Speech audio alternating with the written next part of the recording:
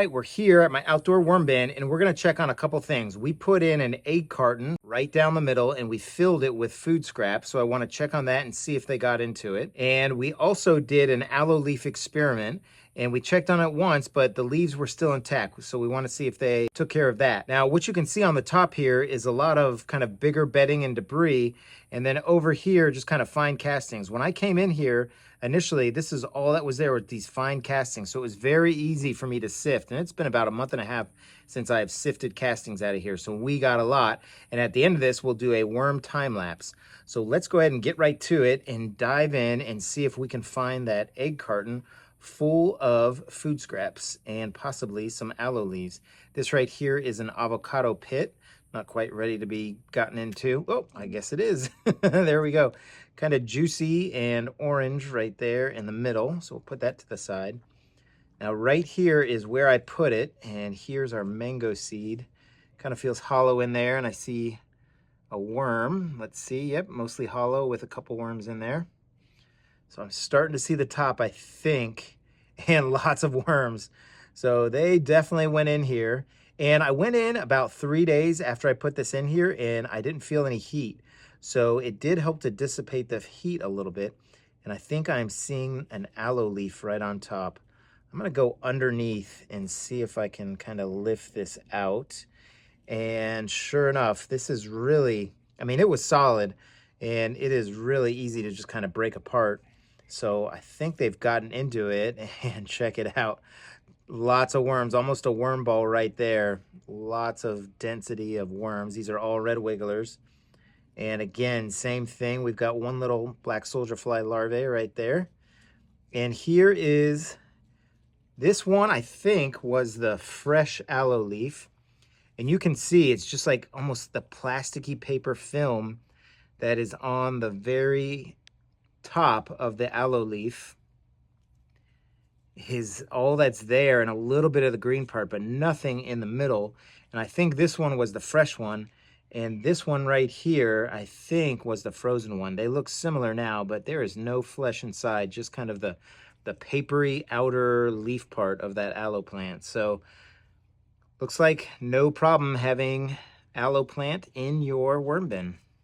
And for that matter, no problem with egg cartons either. I mean, they demolished this. This thing was completely intact and now it's just kind of shreds. So we will make sure that we put that on top, or I'm sorry, on the bottom of our next feeding zone. I'm just looking at the worms. They are really concentrated here and they ate every bit of the food scraps that were in this egg carton. That is pretty amazing. All that's left that I can see is a banana stem. So, all right, I'm gonna put this to the side and we'll kind of dig around the rest of the bin and see how they've done and where they're at. So coming from inside out or outside in, lots of worms throughout each handful that I pull forward. This bin has an estimated 6,000 worms in it. And we gave a couple thousand away and then it just boosted its population right back up. I mean, just every handful, tons of worms in it. And I'm just gonna keep going around and aerating it. Aerating is one of the things I like to do with my bins so that they don't get any pockets of lack of oxygen or fermented areas or areas that have a ammonia-like smell. We don't want any of those in our bins. And the moisture feels fantastic. Lots of worms right there. Here's a peach seed. Lots of worms in every square inch, cubic inch of this worm bin. Let me go through here. Look at that, right there, look at that. Just all kinds of worms. Beautiful worms. All right, all throughout the worm bin, it's looking very nice. We're able to aerate the whole thing, and I think we're ready for our feeding. Now, this feeding is gonna be really special. We went through our pantry and got all kinds of expired foodstuffs out. So let me show you some of the stuff we're gonna put in here. How about some ice cream cones and Jello pudding? I found this, they've both been expired for over a year, so these are gonna go in there. And this, I think, held breadcrumbs. So one of the things I wanna do is fill this with food scraps. And I'm not gonna penetrate it at all. I'm gonna put the lid back on, and what should eventually happen is the worm should be able to get in here, and all that'll be left is the bottom and the top. So we're gonna go ahead and do that too. So I'm gonna start with a little bit of shredded cardboard and newspaper as our bedding layer. And I think I'm gonna add the Jello right on top of it, and then we'll put some of our food scraps down. This is a lot, but I'm gonna put the whole thing in. I'll spread it out so it doesn't clump up too much. I read the ingredients and salt was way down the list, so I think there's very little of that in there. Otherwise, sugar, cornstarch, that kind of thing. And then next we'll add our ice cream cones, and there's little air gaps in between each of them, so we'll see how they fare with that. And then here are the food scraps that I'm gonna put in. I don't know if I'm gonna be able to put all of this in, but I'm gonna start filling that one container. So here we go. All right, so we've got that about as filled as I can make it.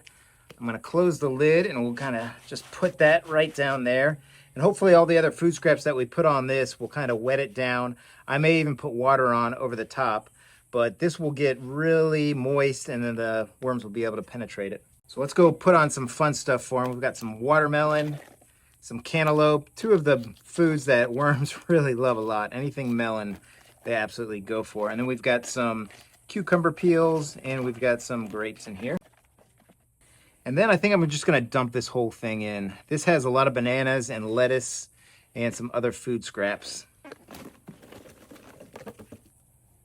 So this is an absolutely enormous feeding. Here's actually a rose. We've got bananas, whole bananas. We've got avocados, we've got apples. We had the melons, we've got strawberry, broccoli. What is gonna happen within about a day or two is this bin is absolutely gonna heat up. So what I'm gonna do is every single day I'm gonna come in here and I'm going to test the heat, and then I will put some ice and maybe even some frozen water bottles on it, because I want this bin to eat a lot and make a lot of castings, but at the same time, I do not want to damage my worms by overheating them. It's a pretty big bin and they can escape to the sides, but I'm gonna manage the temperature really well with these worms. Now, if you have 100 worms or 1,000 or even 2,000 worms, this feeding is way too big for that amount of worms. I've got 6,000 worms. It will probably take them 2 weeks and they will have all of this gone, destroyed. So that's why I'm able to put this much food in. But even with this much food, I need to monitor it and check the temperature. So let's go ahead and put some bedding on it. We'll cover it up and then I'm gonna do a worm time lapse. But first, because I have an awesome executive producer, we're gonna put some amendments on, and this is just some pulverized oats. Let's get rid of them. Here is some coffee grounds, and this is just another food source for them. This is my old coffee grounds, spent coffee grounds. And then finally some eggshell that's been pulverized, and it is grit for the worms. They've got gizzards and it helps them grind their food up. So wow, this is a pretty massive feeding here for them. It should be interesting to see how it goes. My plan is to be in here about 10 days to 2 weeks from now to see how it's going. But if there's any kind of issues, I will definitely keep you up to date.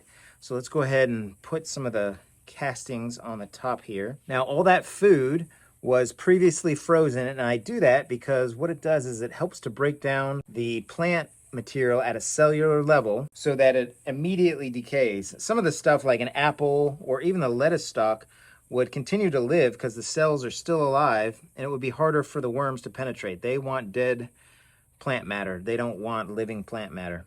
So that's why I freeze it and then add it into my worm bin. So I think I need to get this out of the way so that the worms have somewhere to go down into. But let's go ahead and start our time lapse. So here we go.